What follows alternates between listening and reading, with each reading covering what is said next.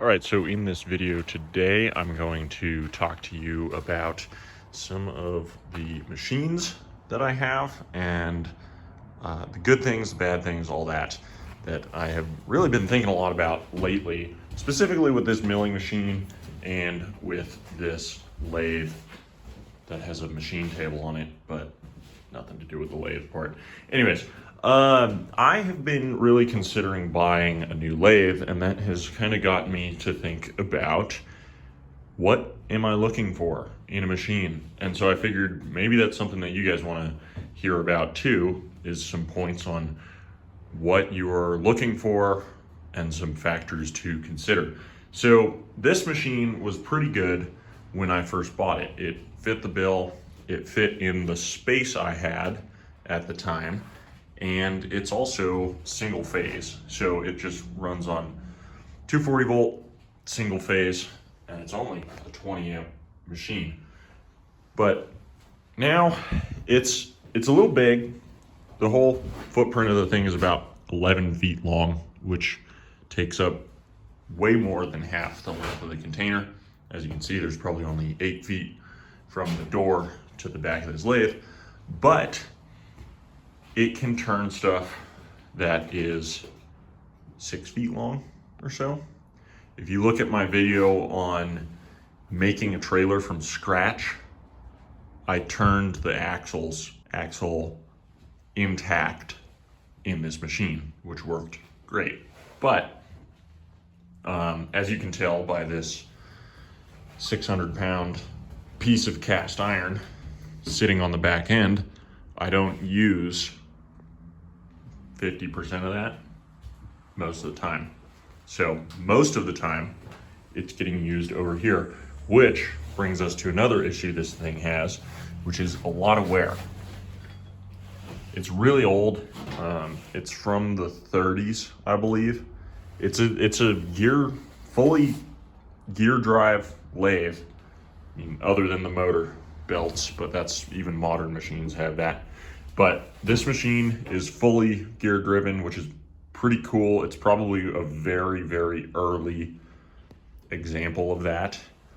But it has a ton of wear up here because these ways were not hardened, I don't think. If they were, it's just got that many miles on it. So that's another issue that it has. Another issue that I have come up with on this thing is it kind of is too fast. It really only has eight speeds, so it has high and low, and then 1 through 4 here.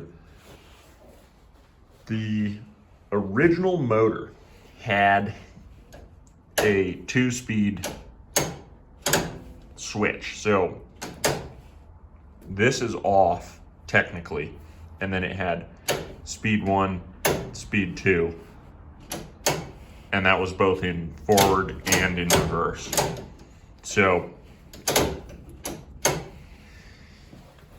it now only has one of those speeds because it has a more modern motor installed on it, and now it is too fast. The lowest speed is probably over 100 RPM, which I have done some pretty big stuff.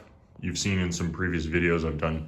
I think the biggest thing I did was that flywheel that was about 18 inches in diameter. And that was barely slow enough for this thing. In my compressor video, I made a V-belt groove in the outside of the compressor's flywheel. And that was really risky because I think that was a B size belt, which is, I believe 5/8 of an inch wide at the wide end of the belt. And so I was just plunging a 5/8 inch wide tool into that, going over 100 RPM, and somehow that worked out. This thing isn't the most rigid machine either, which is kind of a pro and a con in and of itself. It is much lighter because of that. It probably weighs in the 3,000 to 4,000 pound range rather than the whatever 6,000 to 10,000 pound range that a normal lathe of this size would weigh. So that's kind of some of the stuff that I'm considering in maybe wanting to buy a machine that can turn similar lengths, maybe not full on 6 feet between centers, but something that can do metric, is a little more rigid, and maybe goes down into the 50 RPM range, or better yet would be 3-phase. I would throw a VFD on it and I could set the speed however I want. So speaking of VFDs, this thing I'm having some similar conundrums with. The main one being that it's just too big. I actually recently ordered some hand wheels, partially because this thing's broken. It's been broken the whole time. But I ordered some hand wheels that'll help with that. It's hard to get around it. I'm always running my leg into this thing all over the place. But the size is really nice because I've actually had to do some things like machining plates on this thing at an angle where you are moving the table to one extent or another, adjusting the head over, and really utilizing a lot of the travels on this thing. Now, in regards to the travels, the Y travel on this machine is, I want to say it's about 10% more than your standard Bridgeport. So that's pretty nice. The X is about the same size as a very modern Bridgeport. So older Bridgeports would have been about there where the mill spoon is. But so it's really got a lot of travel. It's got a lot of travel in the neck of it here, which that's part of the issue with the size, is that by the time the back is all the way up against the wall and this is centered up here, it pushes the entire machine pretty far out. So I have considered getting a slightly smaller machine, but I know that the day I do that, I'm going to need 100% of this thing's travel. And so this is much lower down the list. Also, it is a belt drive machine.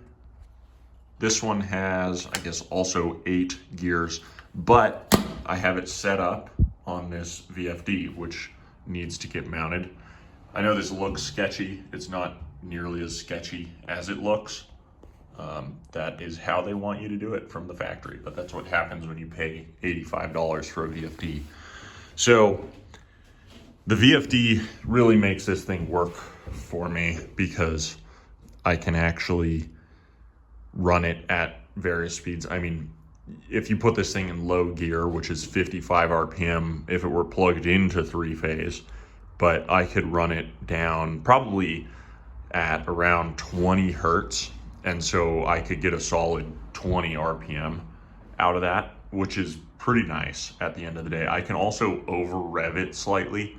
So in that 55 range, I can probably really get 60 to 65 out of it, which is pretty nice because the VFD will go up to 65 hertz instead of just the normal 60. So that's really a good thing about that machine. But I think had I known I would be in such a small space as this, I would have purchased or looked around more anyways for a Bridgeport that would take up probably about 10% less space at the end of the day. And most of that would be gained on that end of things. But like I said, with the lathe, this thing was available and it was a pretty good deal on it as far as being able to get it and have a working machine.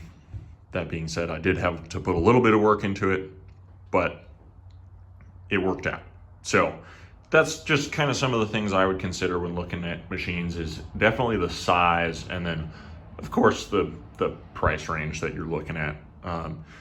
These are not by any means specialty machines. I was talking with a friend of mine another subscriber too. He is looking at 2D Cincinnati's, or not Cincinnati's, sorry, Kearney and Trekkers, 2D Kearney and Trekker, something very, very specialized, a cool collector type machine. These things are not in that class at all.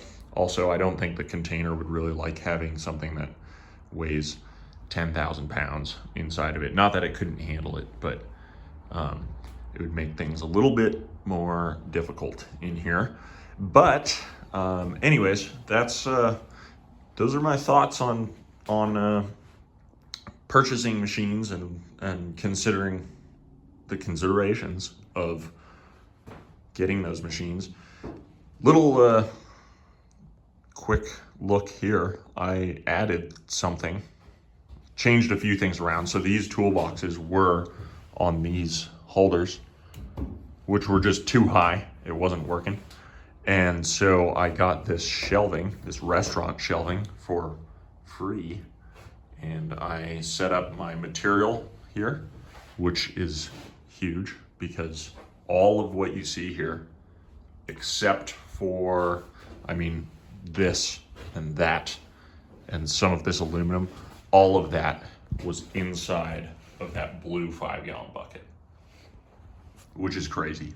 So now that is all on the shelf where I can actually kind of see what I have. Like there were things like this slug that I completely forgot I had, and I've probably purchased a piece of material in the meantime looking for that.